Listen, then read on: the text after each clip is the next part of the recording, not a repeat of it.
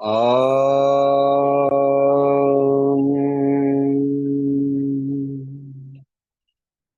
Om.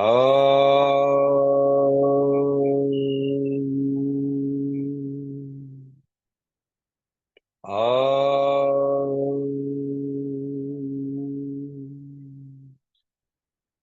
Shri Gurubhyo Namaha. Harihi Om. Partha, do you want to do the Dhyana shlokas?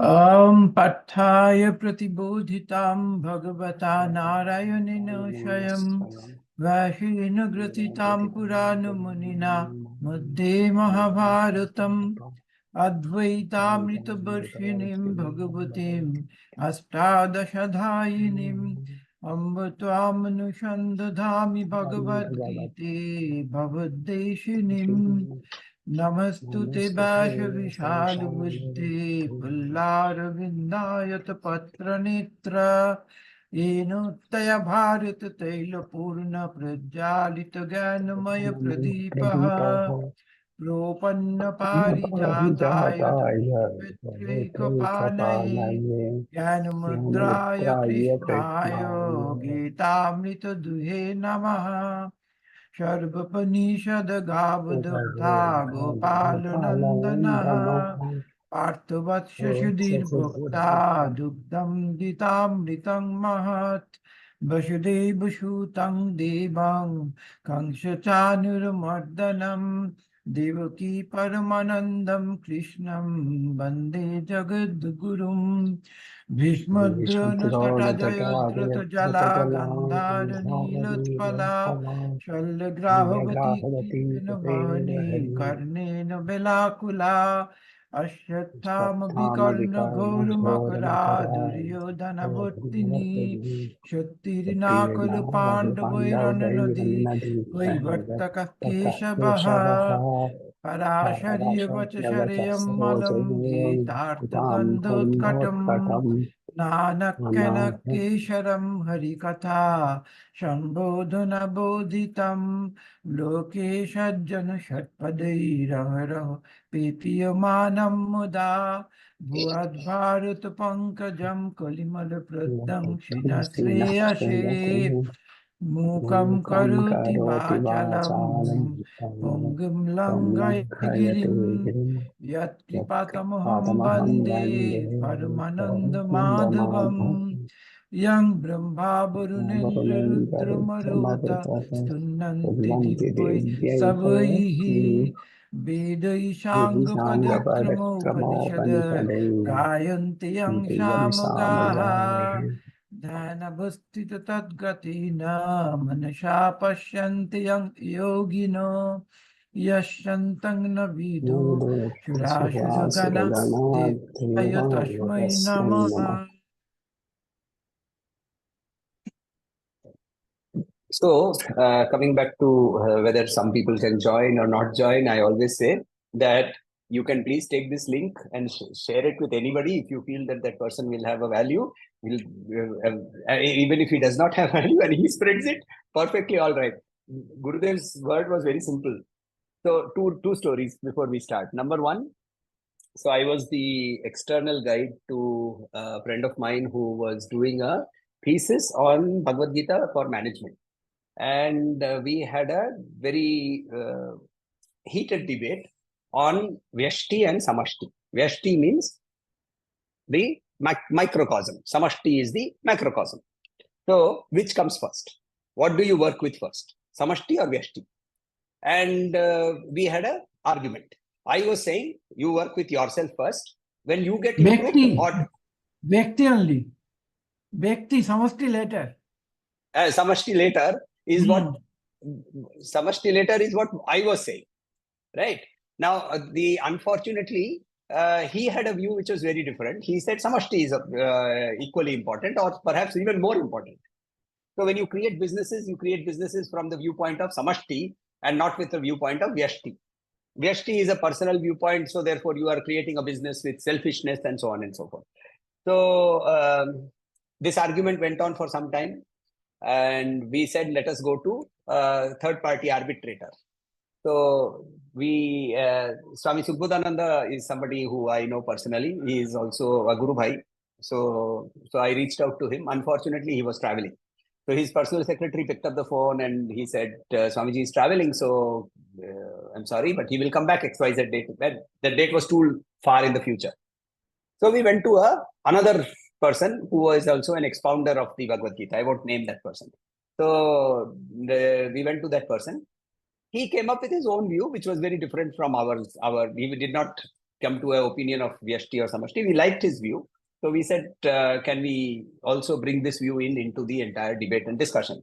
He said, as long as you give me the credit for this view. And both my friend whose guide I was and I, both of us actually literally got up at that point of time and said, sorry, Swamiji, please pardon us, we will not use your view. Because the person whose actual original view on which you are giving a view did not create copyright. So how do you get a copyright on this? So one, there is no copyright. Secondly, Gita Jnana Mahayagya going on in Chennai. I think I've shared this before. And 5 o'clock evening, the session was to begin.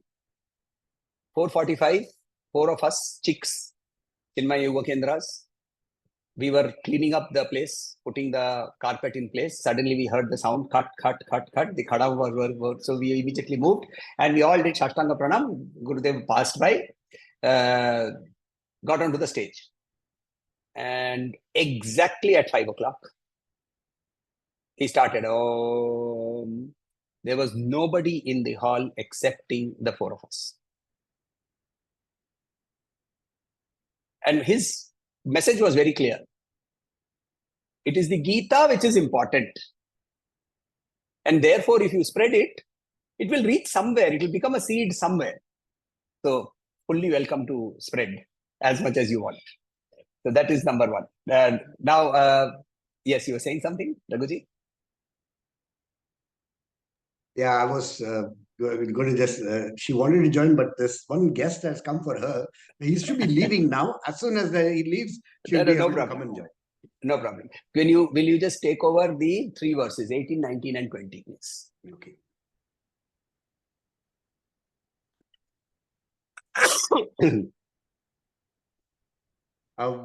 This continuously.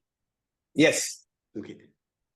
Avyaktadyактayah sarvah prabhavantyah ragame ratriagame praliyante tatreva vyakta sanyake. All 3 together? Carry on. Yes. Okay. Carry on. Bhutagrama sa evayam bhutva praliyate ratriagame vashah partha prabhavantyah ragame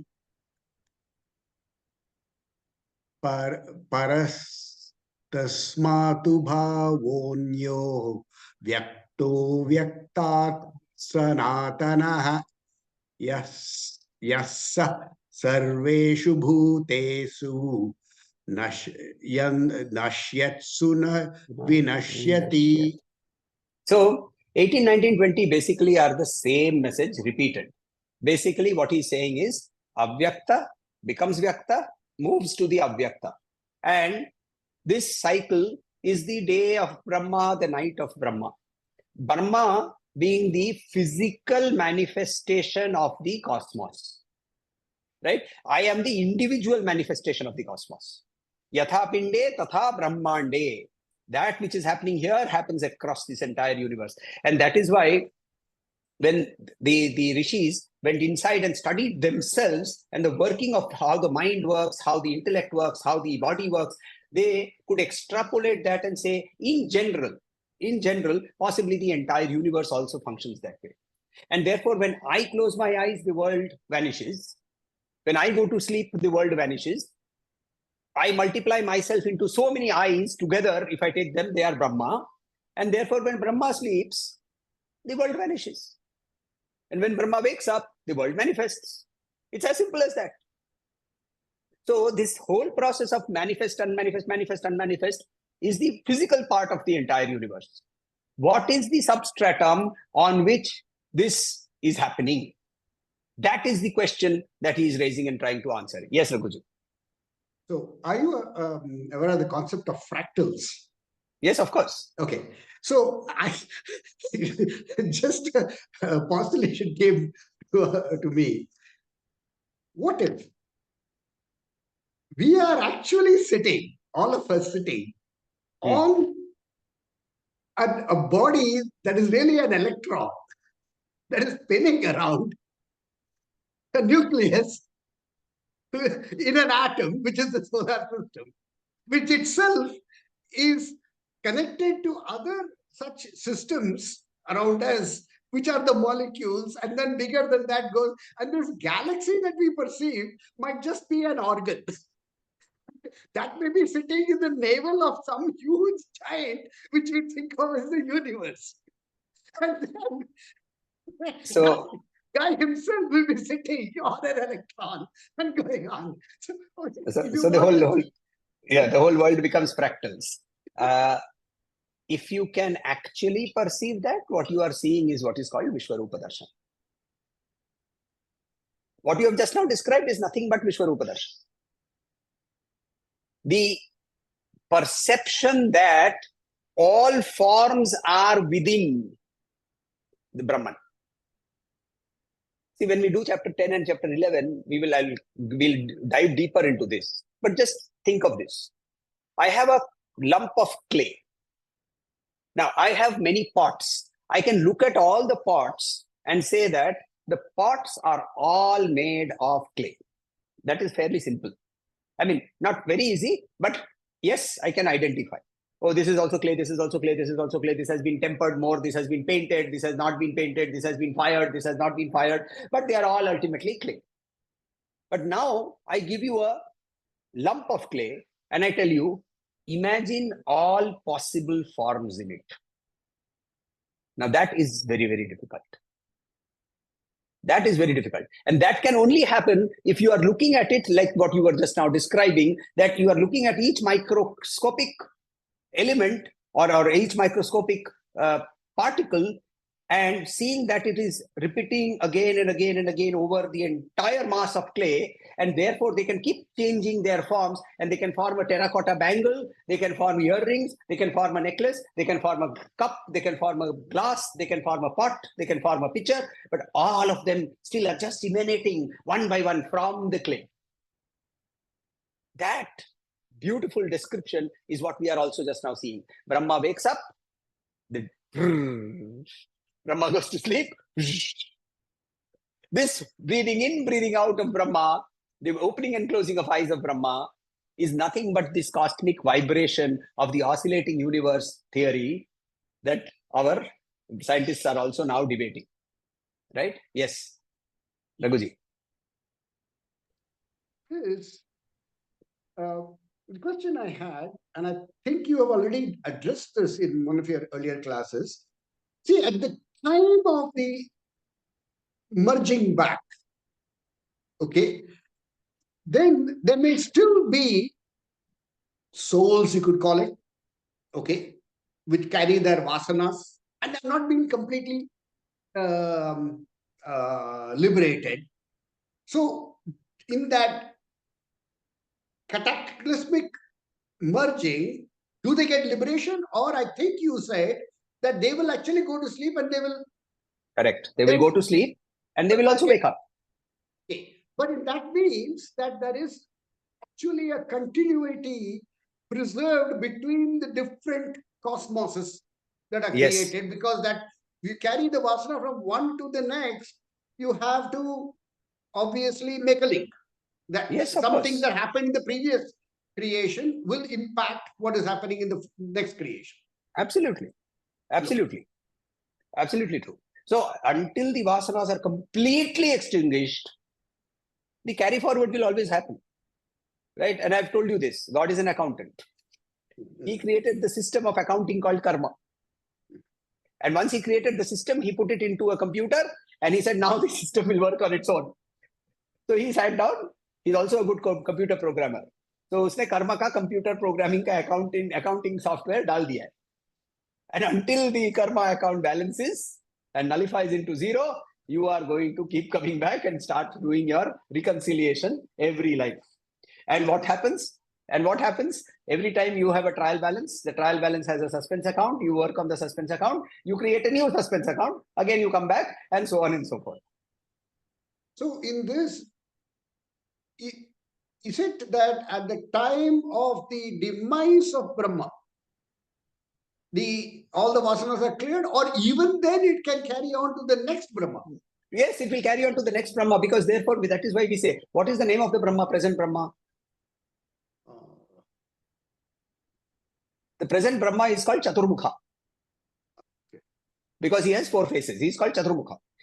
Who is the next Brahma? We also know who is going to be the next Brahma. That has been given. The next Brahma is going to be Anjaneya, Hanuman. Hanuman will take the position of Brahma in the next, when this Brahma dies and the next Brahma's position is supposed to come, Hanuman is going to take that position. But Hanuman is supposed to be Avatara of Shiva. That is a Puranic debate. And even he's supposed to be the greatest devotee of Vishnu, and Vishnu, of course, is the greatest devotee of Shiva, so therefore Hanuman must be Shiva. Yeah, but what I'm saying here is, basically, the whole continuum of even Brahma has been created. So it is not that Brahma is the final authority. Brahman alone is the final authority. And therefore, Brahman, the substratum on which the Avyakta and the Vyakta keep playing, that never changes, is where we stopped. Now, let us go to verse number 21. Meena ji, आज आप try कीजिए verse number 21 तोड़ के. We'll try. Avyaktoksara ityuktas tamahu paramam gatim. Perfect.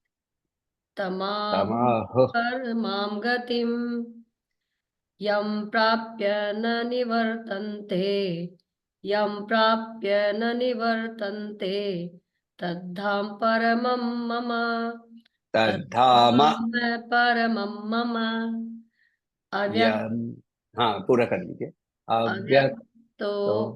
अव्यक्तोक्षर इत्युक्तस्माहुः परमां गतिं यं प्राप्य न निवर्तन्ते तद्धाम परमं मम. So here he says that avyakta, unmanifest, akshara. Kshara means that which perishes, that which decays. Akshara, that which never decays. Iti, thus, uktaha, it is said. Tam, from that. Ahuhu, it is called. Paramam, supreme. Gatim, destination. Yam, which. Prapya, having got, having reached, having attained. Prapya. Na, never. Nivartante. Vartante, coming. Nivartante, never coming back. Na nivartante, never. Nivartante, to come back. Na nivartante. Tat, that. Dhama, abode. Place for living. Paramam, supreme. Mama. Now, the Dvaita school takes this particular shloka and uses it as in the literal sense. And says, there is a Paramadhama called Goloka Vrindavan, which is above Vaikuntha. So I think they have published on their website a beautiful schematic diagram of how the universe looks according to the Srimad Bhagavad Purana. I'll see if I can find the link and I will share that. It's a beautiful painting. It's a beautiful schematic diagram. So the 14 lokas. And then they starts there, other lokas on top. So the lokas are which the Rishis live, the lokas where the Pitrus live, the lokas where the Gandharvas live, the lokas where the Devas live, and so on and so forth, the higher. till you come to the highest possible loka, which is called Vaikuntha, according to their school of thinking. And up to Vaikuntha, they say everything is destroyable. Beyond Vaikuntha, there is a place which is eternal called Goloka Vrindavan. And in that Goloka Vrindavan, Krishna is continuously playing the Leela of Vrindavan, the Rasa Leela of Vrindavan, and that never gets destroyed. That is the literal sense of what this shloka would mean according to the Dvaita school. But according to the Advaita school here, the Dhama does not necessarily mean a physical place. It means where you attain, where you are, where you reach, the place where you are. That itself is your Dhama. And Dhama here therefore means to attain Brahman. So here he says that when I reach Brahman, yaprapya na nivartante tad dhama paramam mamam. That is the final destination. The final destination is Brahman, the unchanging, the eternal, the Akshara. So it's a beautiful shloka. Let us move on from here. We go to verse number 22. Yes, sir. हाँ जी, चालू कीजिए. पुरुष स परः पार्थ, पुरुष स परः पार्थ, भक्त्या लभ्यस्त्वनन्यया, भक्त्या लभ्यस्त्वनन्यया यया, यस्यान्तः स्थानि भूतानि, यस्यान्तः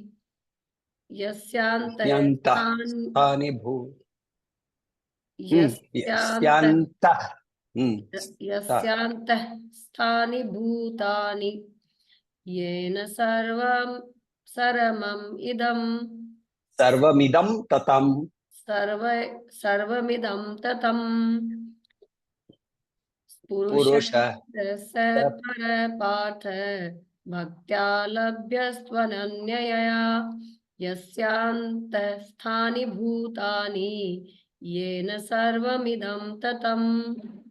So here he says Purusha. Purusha is a symbol is the nearest approximation of Brahman that we can understand, and we call it Ishvara. Right? We call it Ishvara. Look at Purusha Sukta. Purusha Sukta, what does it start with? Sahasrashesha Purushaha Sahasrakshas Sahasrapat Sabhumim Vishwato Vritva Sabhumim Vishwato Vritva Atyatishtaddashangulam. He is pervading and beyond by 10 fingers. It's this itself. Whose 10 fingers? How did he count 10 fingers? What is the 10 fingers? You know how that is interpreted in the Samhita part? When you do the Samhita of the Karma Kanda of the Vedas, when they dig the pit, for the yajna, it has to be equal to 10 fingers. 10 fingers. This is the depth. Right? So you are beyond the present earth, beyond by 10 fingers. That is how the Purusha Sukta Homam is done. So it has to be exactly 10 fingers below the level of the earth. Right? All symbolic. The understanding is he pervades everything and everything beyond whatever you can imagine as the universe. What you can imagine is your imagination is a limited imagination. Beyond that imagination, what you can see, what you can even think of, it's just that much beyond. Just that much beyond. And it will keep tantalizing you. It will keep provoking you to go beyond, to go beyond, to go beyond and become unlimited. That is Purusha Sukta. So here he says, Purusha, Sa, he, Para, greatest. Partha Arjun, Bhaktya, through bhakti, Labhya is attainable, it can get, to indeed, Ananyaya, without another. Anya means another. Ananya, without another. Yasya, of whom, Antasthani, situated inside, Bhutani, beings. Yena, by whom, Sarvam, all, Idam, this, Tataha, is pervaded. So what is he saying? He is saying that the Purusha is greater than all that exists. We have seen that in Purusha Sukta. We are seeing that in the Vedas. We are seeing that in the Upanishads. We are seeing that everywhere. Here he is very directly telling us Purusha is greater than everything else. Why is it greater than everything else? Because he is the encompassing envelope that holds everything together, and whatever you cannot even imagine is also held inside. Hence, he is the greatest. And in that greatest, you are all part of it.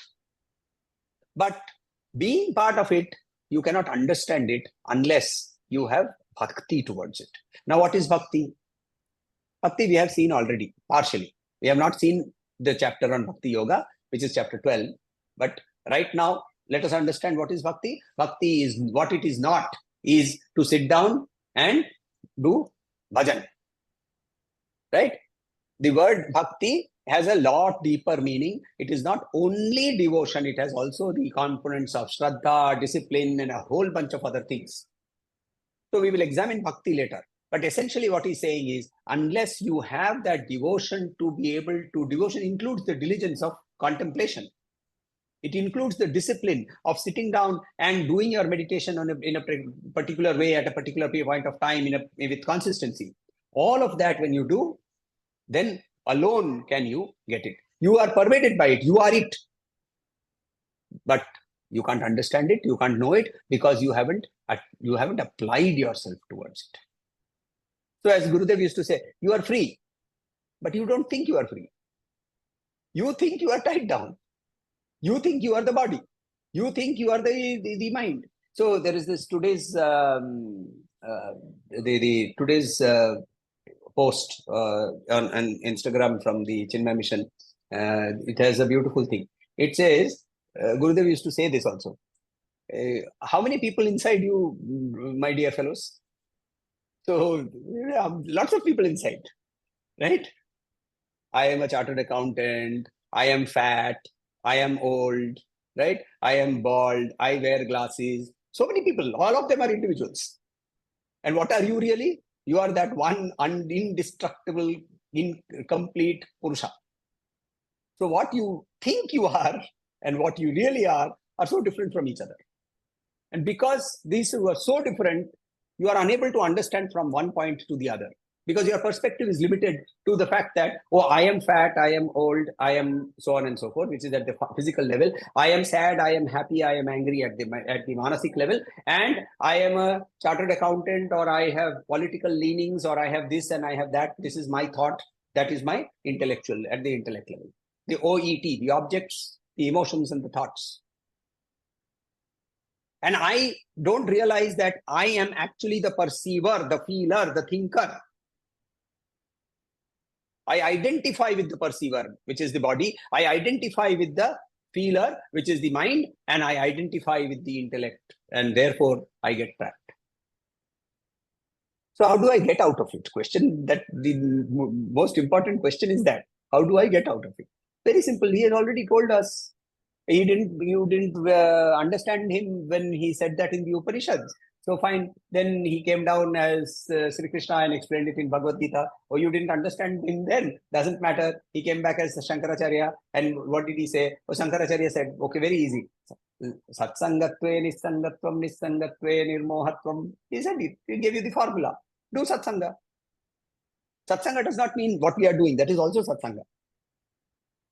Sat means that which exists. So continual contemplation on what really exists automatically diverts your mental processes towards that which is the eternal.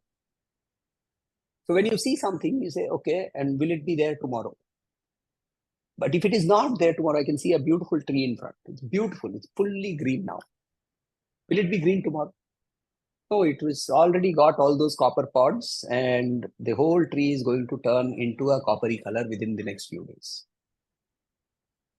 So what happened? Did the tree change? The tree may have changed. Did the consciousness in the tree change? No. The same thing has happened with me. So when I see something outside, I see a change outside, and I extrapolate that and interpolate that into myself, and I contemplate that. Very important. Gurudev always used to say, keep contemplating, keep thinking, asking yourself questions. which is what Ramana Maharshi used to do. Ramana Maharshi made it a little more difficult by asking a more deeper question by saying, who am I? And then you get into a trap because you're not yet away from the BMI. So then you get trapped. But Gurudev made it a little more easier. So here he says, therefore, devotion to that alone will make you clear up this doubt. Now, from verses 23 to 26, he gives a very beautiful exposition on the journey towards Brahman. Yatra kale tvanavrittim.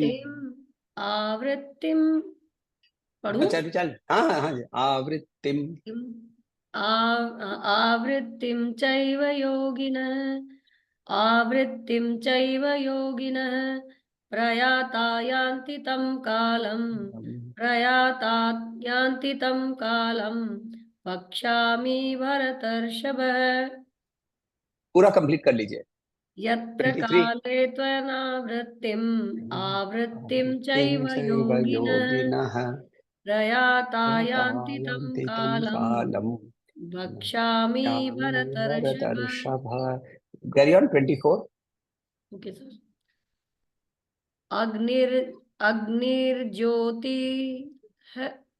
अग्निर्ज्योतिरः शुक्लः षण्मासा उत्तरायणम् अग्निर्ज्योतिरः शुक्लः षण्मासा उत्तरायणम्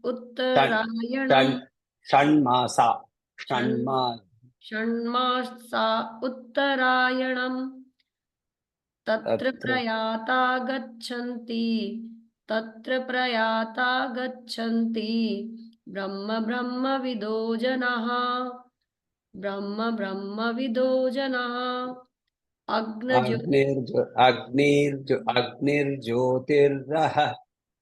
अग्निर्ज्योतिरः शुक्लः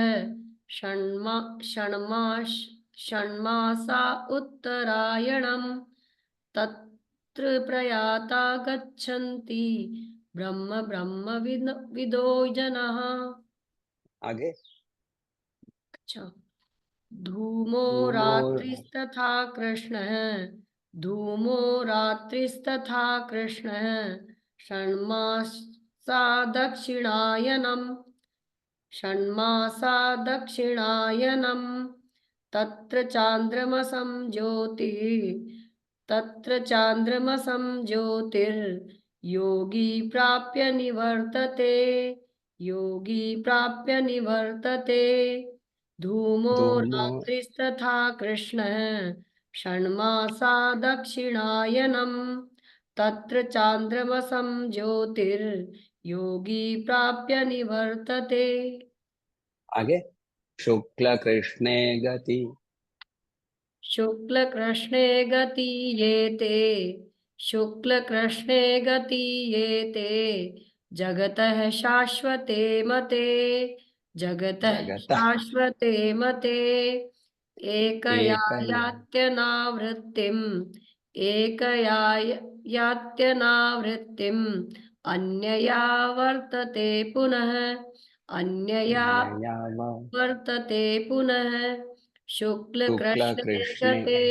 शुक्लकृष्णे गतिं येते जगतः शाश्वते मते एकया यात्यनावृत्तिम् अन्यया वर्तते पुनः। So let's look at all the 4 shlokas together first. Let me do the word meanings. Yatra, where, kale, time, tu, certainly, avrittim, anavrittim, avritti, to return, anavrittim, never to return, avrittim, return, cha, and eva, certainly, yogi, we understand, prayataha, having gone physically from the body, yanti, attains, tam, that, kalam, time, vakshyami, I shall describe, Bharata Rishabha, the Arjuna. So he says here that I will describe to you the method by which the going and coming happen.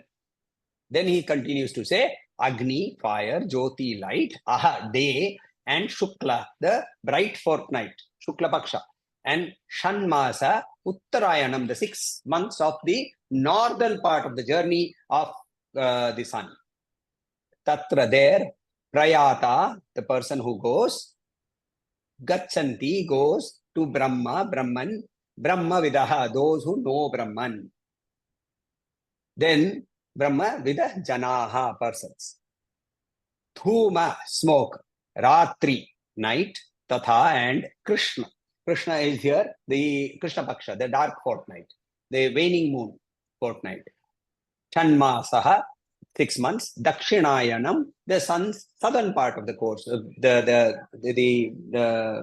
second part of the solar year, where the sun apparently is moving southwards. Tatra, there, Chandramasam, lunar, Jyoti, light, Yogi, Prapya, attains, Nivartate, comes back. Then he finishes by saying, Shukla Krishna, in the bright and the dark, Gati, paths, he certainly, Ete, these, Jagataha, of the material world, Shashwate, eternal, Mate, opinion, Ekaya, by one, Yati, goes, Anavrittim, to non-return, Anyaya, by the other, Avartate, comes back, Punaha. So what does he say here? He says literal meaning. I will describe to you the different paths of going away from this world. One of them leads to liberation, the other leads to rebirth. Those who know the Supreme Brahman and who depart from this world during the Uttarayana, during Shukla Paksha, during the day, and during the bright part of the day, attain the supreme destination. In the presence of Agni, they attain the supreme destination. Those who pass away during the Dakshinayana, the second part of the southern journey of the sun, during Krishna Paksha, at the time of night or in the presence of smoke, these people attain these celestial abodes. They attain the Chandramasam, they attain the lunar places, but yet, having enjoyed the celestial pleasures, they come back again to earth. These two, the dark path and the light path, always exist. Tashvate. The way of light leads to liberation. The way of darkness leads to rebirth. Now, yes, please. Yes, Raghuji. I find this actually greatly conflicting, because the person who's truly realized would not care whether it is Uttarayana, Dakshinayana, or whatever. Hold on. So this is a shloka which is not to be taken literally. So I know because people say, I want to die in Uttarayana. Correct. But Including that you're missing a point there. It must be exactly referring to something else. Including great souls such as Bhishma. Yeah. Bhishma was killed, lying on the bed of arrows, and he said, I will give up my soul only from the body. The soul will give up the body only when Uttarayana happens. Even such great souls are deluded. Right? Why? Because they are literally interpreting this particular shloka. You should go back to Gurudev's book here. Beautifully, he has explained. What is the path of light? So, firstly, this is about the passing of the yogi. This is not about the passing of you and me. We are nowhere near yogis. We are all bhogis. So the yogi, the person who is trying to go across, for him, there are two methods that are available. One, where he has attained light. So what is the symbol of light? The presence of Agni, the presence of day, the presence of the growing moon, waxing moon, and the presence of the increasing amount of daylight in the Uttarayana. These are all symbols. Symbols of what? Symbols of having gone to that place where there is no coming back. For that person, when the body drops, what will happen? Nothing will happen. He'll go. Because he has already gone. He has already gone. There is no coming back for him. But for those people, while they are on the path, they are covered with smoke, which means what? What is the smoke? He is still not seen the light. He is on the path. He is sitting in front of fire. Otherwise, there will be no smoke. He is sitting in front of fire, but he can't see the fire. He is in the presence of the moon, but the moon is waning. He is in the presence of the sun, but the sun is shortening its days. What does it mean? It means that the vasanas are still there. The vasanas are still there. So for such a person, what will happen? Go back to chapter 6. What did he say over there in chapter 6? He said, if when the yogi becomes yoga bhrashta, how will he come back? Either he will be born in a house of material prosperity, right? Srimatam gehe, in a house of material prosperity, or he will be born in a house of yogis. So if he had material vasanas, he is pushed towards that. But what happens? The moment those material vasanas get completed, the underlying deeper vasana of wanting to attain moksha surfaces and he starts his journey again. So here what happens? The dhuma has enveloped him. The dhuma has enveloped him. He is sitting in night. The light has not yet struck him. And therefore, he comes back. And all yogis will either go through the path of light or will go through the path of darkness. He will later on tell us that we are also yogis. We may be bhogis right now, but we are also yogis. Because all of us will ultimately end our journey over there alone. That is the only place where we will end our journey. There is no question about that. So do not interpret this in the literal sense. And rituals, for that matter, especially in the South Indian community, in the South Indian Brahmin community, rituals have been created for people who have died during certain periods of time. So if you have died in the Shukla Paksha during a particular period of the day and so on and so forth, then you don't have to do Prayashchitta. The person who is doing the Shraddha, he will not have to do Prayashchitta. Why should the person who is doing Shraddha to do Prayashchitta at all? The Prayashchitta has to be done by that person who dropped his body and he chose to drop it at the wrong time. उसने गलती किया, मैं क्यों प्रायश्चित करूं? वो कृष्ण पक्ष के अमावस्या के दिन में दक्षिणायन के टाइम पे मरा. Why should I do prayashchitta? But these are rituals that have got created with a limited understanding of the philosophy. The philosophy is very clear. Now, does this mean that the ritual does not have a place? Of course it has a place. It has a place in the journey, but you don't get stuck with the ritual. You don't get stuck with the ritual. See, the belief in general was that of the four classes of people, that the Shudra was less educated, the Vaishya little more than him, the Kshatriya even a little more than him, and the Brahmin the most highly educated in the four Varnas. Not necessarily true, but this was a belief system. So the rituals around death were also created in a manner where for the Brahmin community, the period of mourning was restricted to 13 days, 12 days plus 1 day. Right? Then you went beyond and you went to the Kshatriyas, it became 18 days. You go to the Vaishyas, it is 21 days. You go to the Shudras, it is 30 days. Why? Because the belief was that your education allowed you to dissociate from that grief because of your intellectual maturity. So if you are intellectually mature, your rituals were cut down. What were the rituals for? The rituals were for to help you to come to terms with the attachment that you have had for the person who has passed away. That is what the rituals were.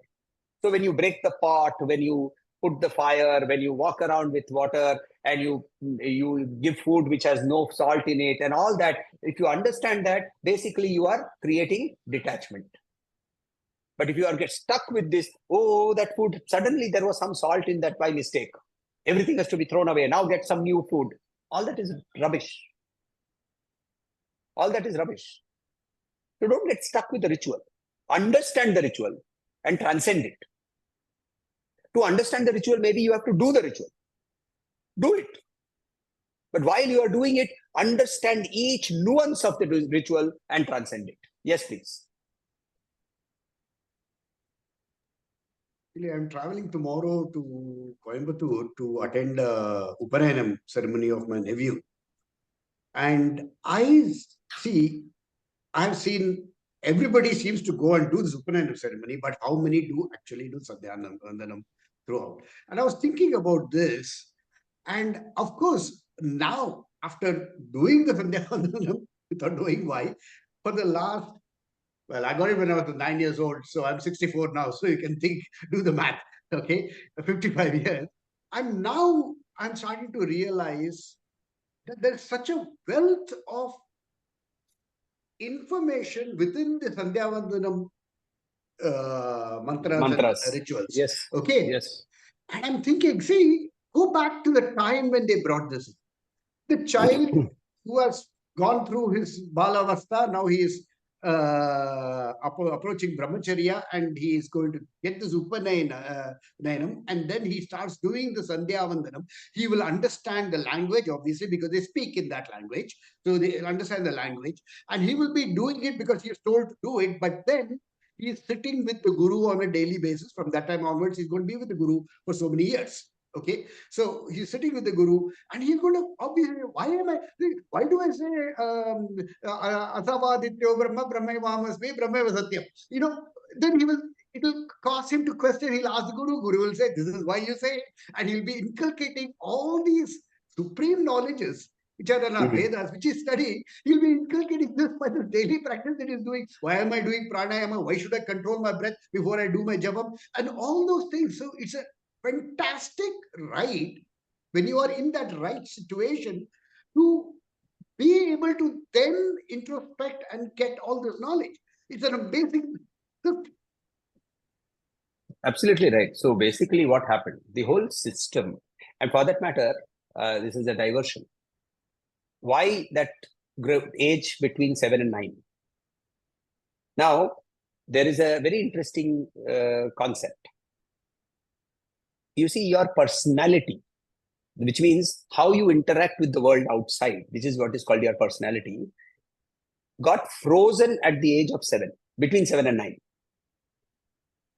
And therefore, to do the Upanayanam till that point was not advised because you were not yet molded, right? And during these 7 or 8, 9 years, you were playing around, you were playing at home, you were actually being homeschooled, and you learned from various people. So you learned the Mudakarata Modakam from your aunt, or unmarried aunt who is living in the same house. You learned the ABCD from your uncle, and so on and so forth.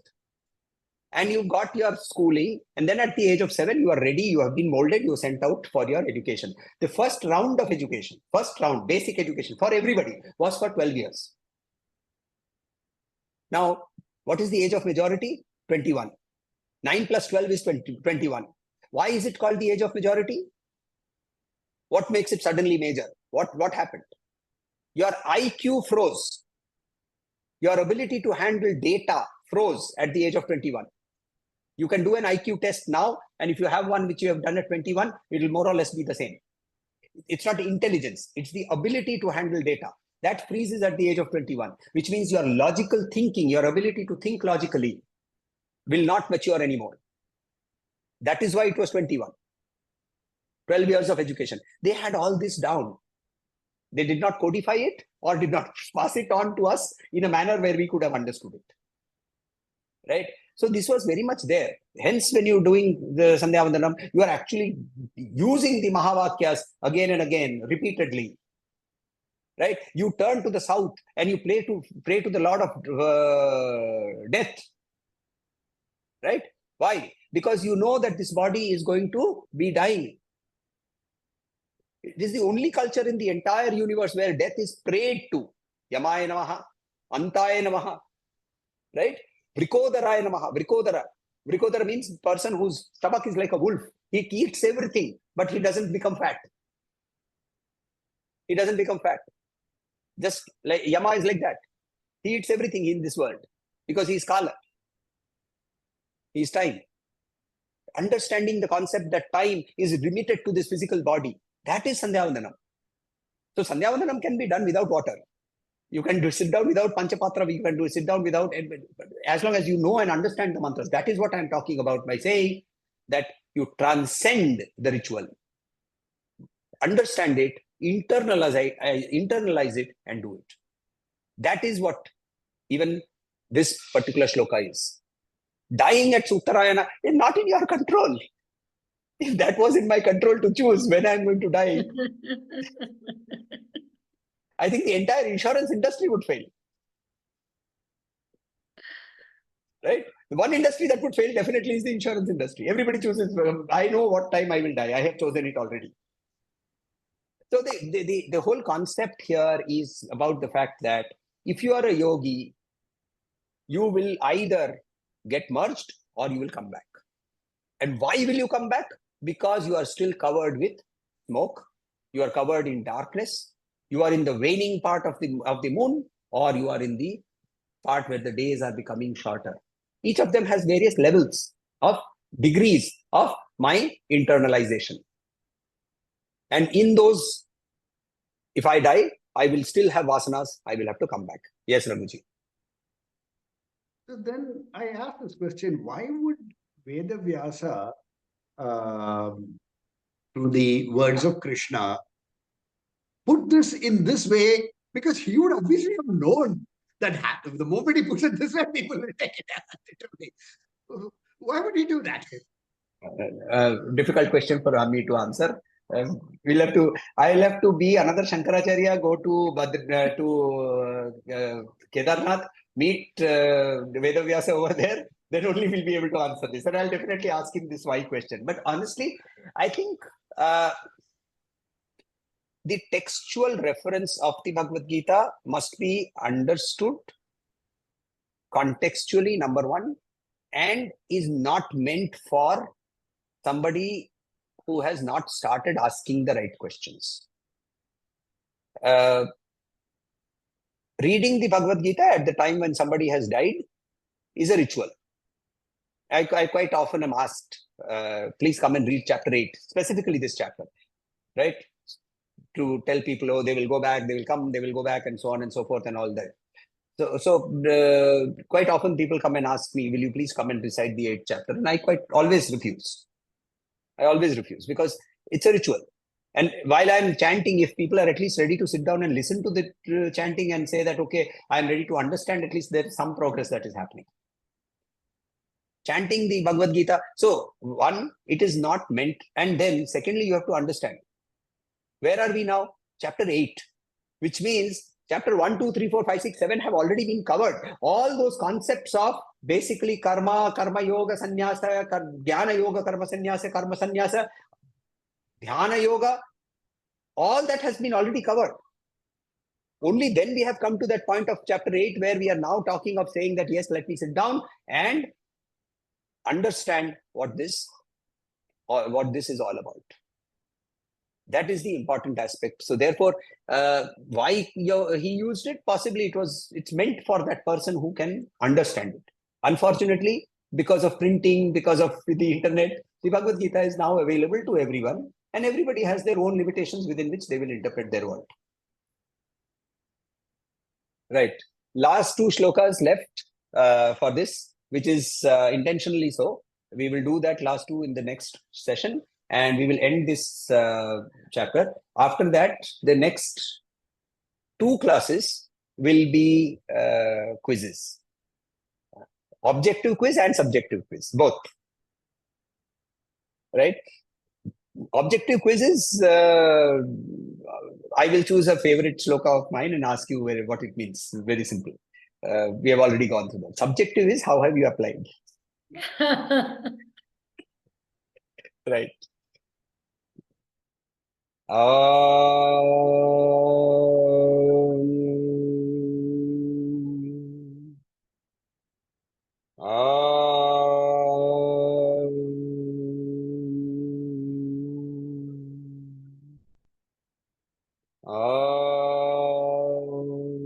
Shanti Shanti Shanti Harihi Om Shri Gurubhyo Namaha Harihi Om.